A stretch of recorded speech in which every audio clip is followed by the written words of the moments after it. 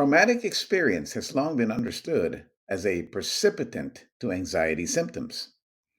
What is now identified as PTSD was earlier identified as shell shock and battle fatigue and thought to be caused by exposure to the violence of war.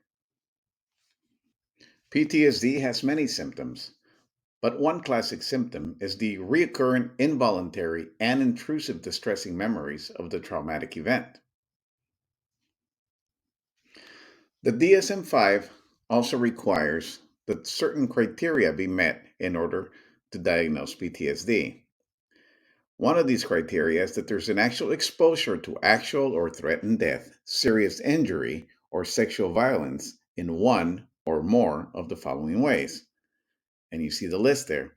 The other is that the disturbance is not attributable to other conditions. The prevalence of PTSD is about 6.8% in the population, and rates of PTSD are higher among veterans and others whose vocation increases the risk of traumatic experience. There are certain risks associated with PTSD.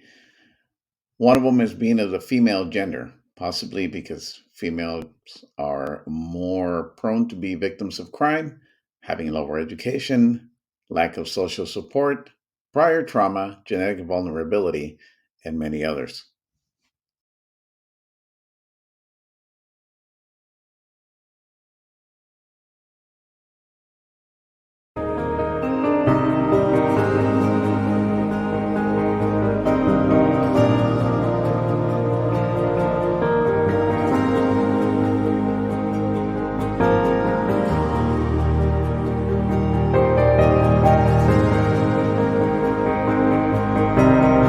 Selective serotonin reuptake inhibitors, SSRIs, particularly sertraline and paroxetine, are associated with the most robust evidence for efficacy in the treatment of PTSD.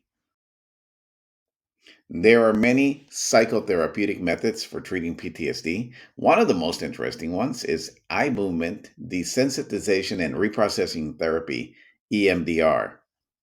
There are resources for PTSD patients. Two of the most prominent ones are the National Center for PTSD and the PTSD Alliance, which are included in this slide. If you made it to the end of this presentation, I want to thank you for your time. This are the references used to create this content.